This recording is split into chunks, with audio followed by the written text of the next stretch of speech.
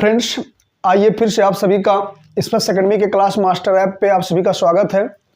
और आज मैं आपको एक विशेष बेहतरीन टॉपिक लेकर आया हूँ।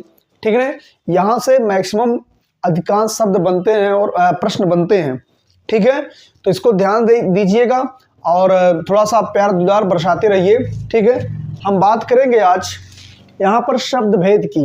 जैसा कि आप देख पा रहे हैं शब्द भेद, ठीक है, हम लोग इसको अंग्रेजी में बहुत बार पढ़े होंगे शब्द भेद। ठीक है, पार्ट ऑफ स्पीच उसी की बात करेंगे। तो शब्द भेद क्या होता है कि शब्द के अलग अलग प्रकार, ठीक है ना, शब्द के अलग अलग प्रकार को हम क्या कहते हैं, शब्द भेद कहते हैं।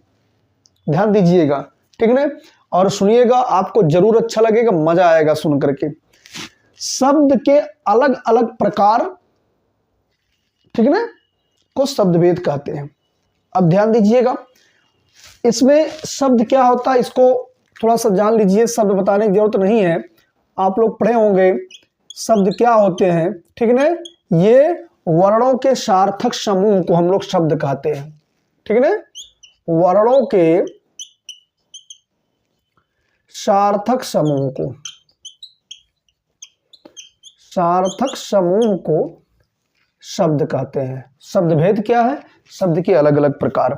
तो यहां मैं बात करूंगा कि इसको कई प्रकार पे डिवाइड किया गया है। सबसे पहले तो हम जान लेते हैं स्रोत या ऐतिहासिक आधार पे, ठीक है। इसके बाद फिर रूपांतर या प्रयोग के आधार पर, ठीक। इसके बाद आ जाते हैं हम लोग रचना या बनावट के आधार पर। इसके बाद शब्द शक्ति के आधार पर, व्युत्पत्ति के आधार पर और अर्थ के आधार पर। तो ये चीजें समझने की जरूरत थोड़ा सा है, तो इसको हम समझेंगे धीरे धीरे, ठीक है ना, क्योंकि कई प्रकार इसमें दिया गया है। तो कुछ चीजें मैं आपको बता दे रहा हूं। इसको स्रोत या ऐतिहासिक या व्युत्पत्ति के आधार पर भी इसको हम लोग बोल सकते हैं। ठीक है, तो एक प्रकार मैं आपको डिवाइड कर दे रहा हूं, स्रोत, ऐतिहासिक या व्युत्पत्ति के आधार पर। ठीक, यहां ध्यान दीजिएगा, व्युत्पत्ति नहीं, शब्द शक्ति, ठीक है, शब्द शक्ति के आधार पर। इसी को हम लिख सकते हैं व्युत्पत्ति के आधार पर भी।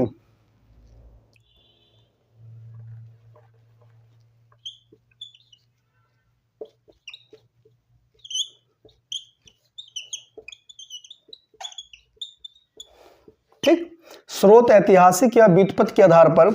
इसको आप जान रहे हैं कि ये चार प्रकार के होते हैं। इसकी चर्चा मैं अलग अलग करूंगा, यहां केवल हम परिचय आपसे करवा रहे हैं। ठीक है, तो इसमें आ जाता है आपका तत्सम, तद्भव, देशज और आगत, आगत या विदेशी शब्द। ये आपके स्रोत, ऐतिहासिक या व्युत्पत्ति के आधार पर शब्द के कितने प्रकार हैं, चार प्रकार के। ठीक, मैं एक एक की आपको आगे चर्चा करूंगा, लेकिन यहाँ थोड़ा सा केवल परिचय आपसे करवा दे रहा हूं कि स्रोत या ऐतिहासिक आधार पर तत्सम में क्या होते हैं। तत्सम का मतलब ऐसे शब्द होते हैं जो संस्कृत के शुद्ध शब्द होते हैं, ज्यों कहते हैं उसको रख दिया जाता है। ठीक, तद्भव क्या होते हैं, जो उन्हीं का बिगड़ा हुआ रूप होता है तत्सम का। और देशज, ये हमारे बोलचाल की भाषा में आते हैं। आगत, ये अन्य स्रोतों से हिंदी भाषा में प्रयोग किए गए हैं। इसके बाद हम आते हैं, यहाँ देखिएगा, आपको प्रश्न के आधार पर मैं बता दूं, कभी कभी पूछ लेता है कि रूपांतर के आधार पर। तो आपको याद रखने की जरूरत यहाँ पर है कि रूपांतर के आधार पर ये दो प्रकार के होते हैं, एक विकारी और एक अविकारी। ठीक है ना, रूपांतर के आधार पर विकारी और अविकारी। विकारी में आपके आ जाते हैं संज्ञा, सर्वनाम,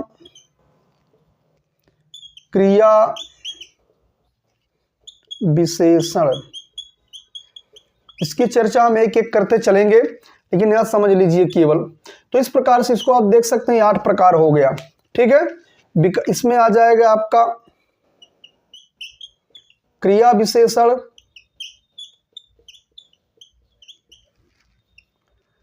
और संबंध सूचक, समुच्चय बोधक, एक विस्मय सूचक।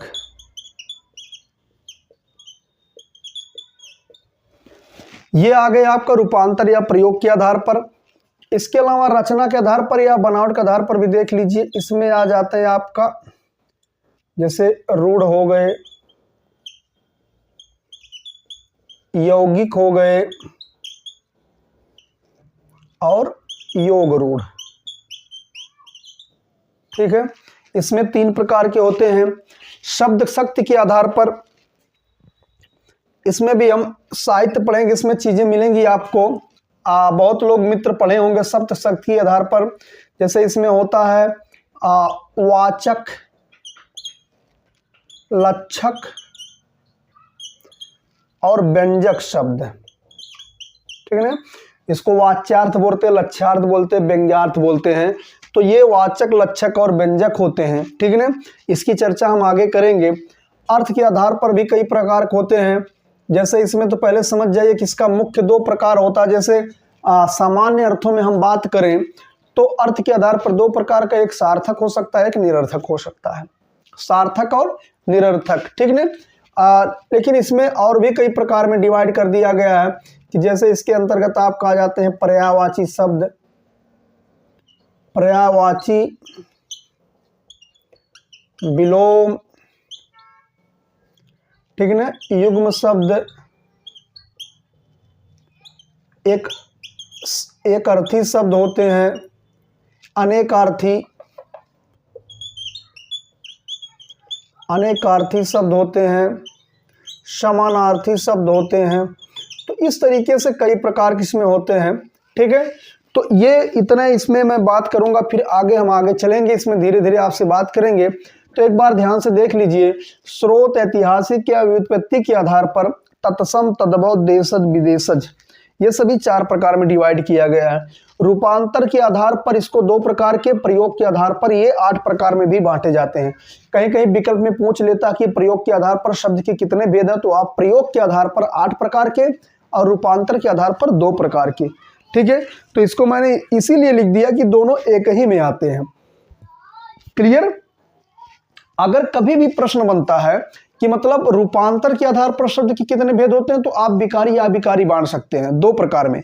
और विकारी और अविकारी में, यहाँ देखिए विकारी के अंतर्गत संज्ञा, सर्वनाम, क्रिया और विशेषण आते हैं। इनको विकारी इसलिए कहा जाता है कि ये लिंग, वचन, कारक और पुरुष के अनुसार परिवर्तित होते हैं, जबकि क्रिया, विशेषण, संबंध सूचक, समुच्चय बोधक और विस्मय बोधक, ये सब लिंग, वचन और कारक के अनुसार कोई परिवर्तन नहीं होता है। इधर हम आ गए शब्द शक्ति के आधार पर वाचक, लक्षक और व्यंजन होते हैं। और अर्थ के आधार पर इसमें बहुत सारे आ जाते हैं, पर्यायवाची, विलोम, युग्म शब्द, अनेकार्थी, समानार्थी। ठीक है, तो ये शब्द भेद के प्रकार थे और इसको स्क्रीनशॉट ले लीजिए, इसको कई बार पढ़िएगा, आपको जरूर समझ आएगा। अब हम इसमें एक एक को आपको पढ़ाएंगे और कोशिश करेंगे आपको यही पढ़ाते रहें, और अगर आप चाहें तो इसको धीरे धीरे नोट भी बना सकते हैं। तो इसका स्क्रीनशॉट ले लीजिए।